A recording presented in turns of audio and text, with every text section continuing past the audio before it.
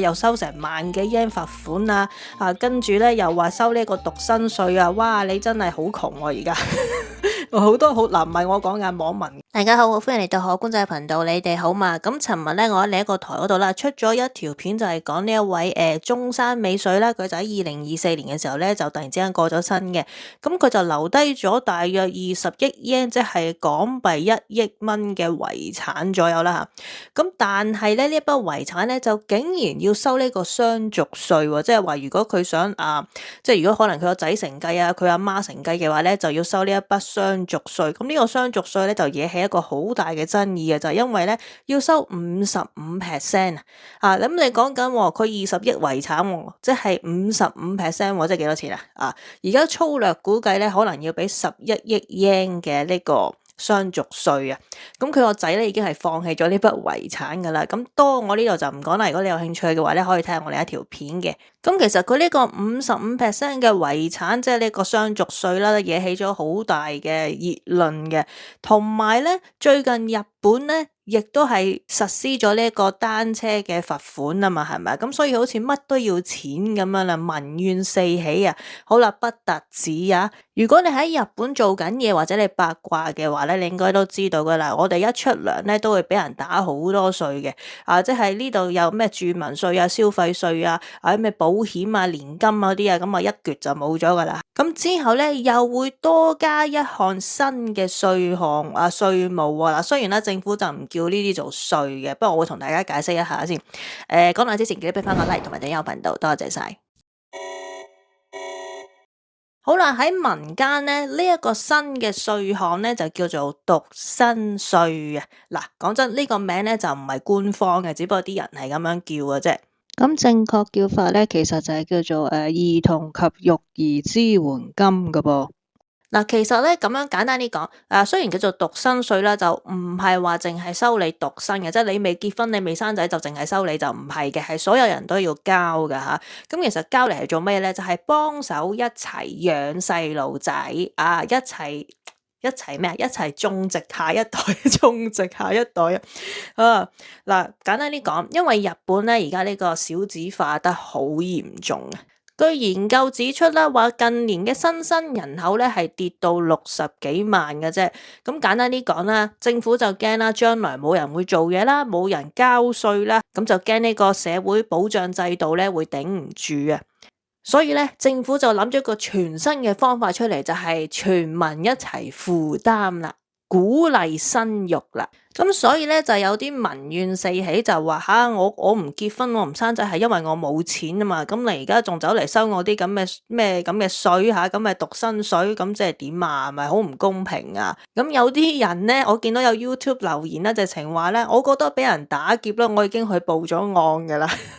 係好多呢咁嘅負面留言噶，好多人都唔贊成嘅。咁當然啦，都有贊成嘅朋友嘅最重要嗰 part 就嚟啦咁究竟係收幾多錢呢？呢個都好緊要嘅喎，對我嚟講咁普通公司員工咧，大概係平均550 yen 一個月啦，即係27蚊港幣左右嘅。咁你話啦，如果係自營嗰啲啦，就係300 yen 一個月㗎，即係15蚊港幣嘅。講緊每戶咁長者咧就有200 yen一個月嘅，即係10蚊港幣㗎。咁重點咧就係收入越高咧，就會俾得越多嘅。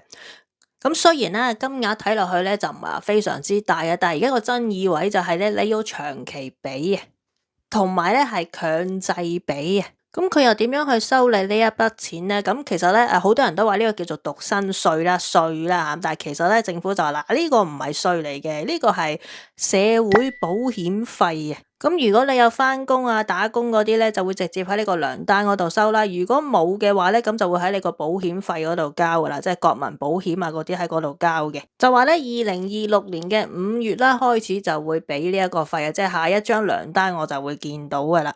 嗱，咁如果你有小朋友嘅話咧，係有呢個支援噶嘛？究竟係可以攞幾多咧？咁其實咧原本咧係可以攞到206萬 yen 嘅，咁但係如果呢個新制度增加咗之後咧，就會係再多146萬 yen 嘅，即係352萬 yen 嘅。嗱，不過講明先啊，而家講緊206萬 yen 咧，即係10萬蚊港幣左右啦。如果係加埋呢個新制度嘅話咧，就係總共可以攞到差唔多17萬嘅港幣嘅支援金嘅，但係就唔係話一次過俾你嘅喎。就係你生咗細路仔之後啦，你攤開咁多年啦嚇，佢俾你嗰啲兒童手當啊、出生補助啊、托兒啊、教育支援啊嗰啲咁樣計埋埋咧咁多錢嘅。好啦，咁我哋又可以睇下啲 SNS 上面嘅留言啦，哇，都係全部鬧噶，就話咧嗱，我冇小朋友都要每個月俾錢咧，真係好難受啊，仲話呢個叫做支援喎，有啲牽強咯。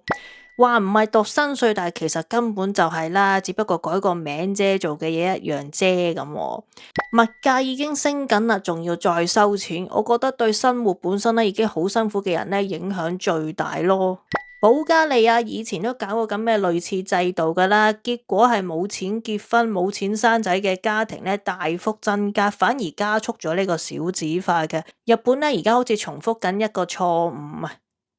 如果真係想解決少子化，應該有其他方法㗎。點解一定要向所有人收錢呢？真係唔係好明咯。講到底呢啲制度咧，好易令人覺得咧，其實政府咧只係想增加收入咋。支援育兒係重要，但係咧將呢個負擔咧推俾單身人士咧，感覺咧就唔係好公平咯。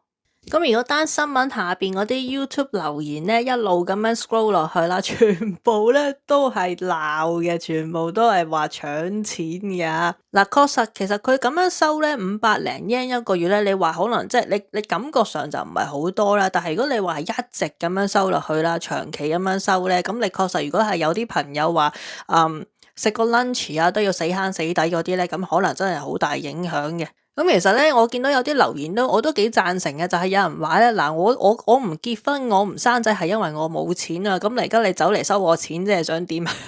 咁咪更加唔使結咯，係咪啊？嗱，不過咁我哋又可以公道少少嘅，咁確實如果真係咧冇呢個細路仔啊之後咧越嚟越少人嘅話咧，咁大家老咗之後又真係幾濕滯嘅喎。不過呢一個制度係咪真係可以推動到人走去生仔呢？咁我呢個就唔係好清楚啦，大家又點睇呢？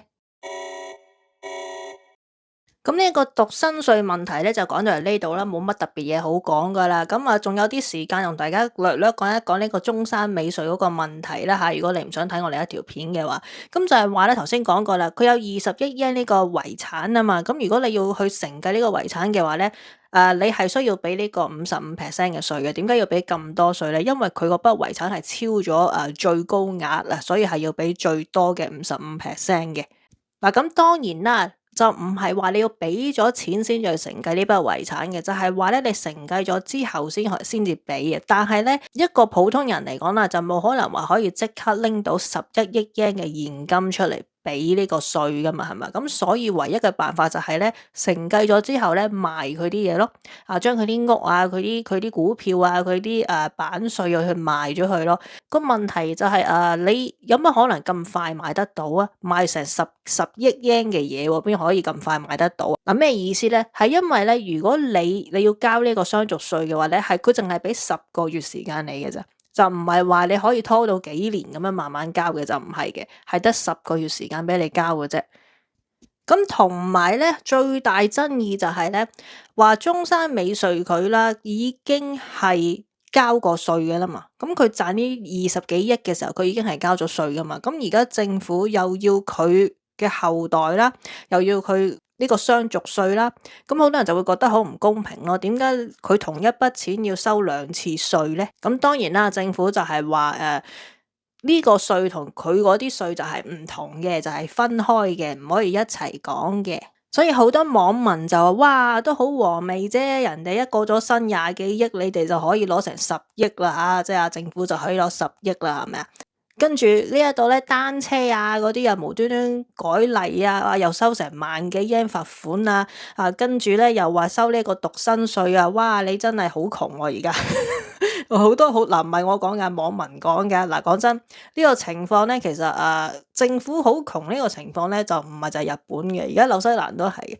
我同你講啦，又另外一個話題，唔好意思啊，就話而家咧紐西蘭今年啦係好多呢一個人好多人咧係離開咗紐西蘭嘅，去咗澳洲嗰度做嘢，搞到咧紐西蘭而家咧就越嚟越少人，越嚟越少後生嘅，冇人做嘢，咁唔好意思啦，我都係其中一個嚟，因為你嗱講真啦，你留喺嗰度你冇乜嘢可以做啊，同埋咧對後生嘅人嚟講啦，就好悶嘅真係，你好日都唔會有個大明星嚟開演唱會嘅喎，咁同埋咧，你去邊度都好遠，你都知我哋嗰度噶啦，真係喺個南國嘅一個小島，南邊嘅一個小島啊，你都真係冇乜，即係你想平少少去其他地方玩都難啊，除非隔離嗰啲咩斐濟島嗰啲咁啦，係嘛？好啦，今日就講到嚟呢一度啦，唔知大家嘅國家啦，我哋可能喺第二個地方嚟啦，加拿大嚟啦，唔知道大家有冇呢個所謂獨身稅要交咧？好，就先係咁先啦，下次再傾啦，拜拜。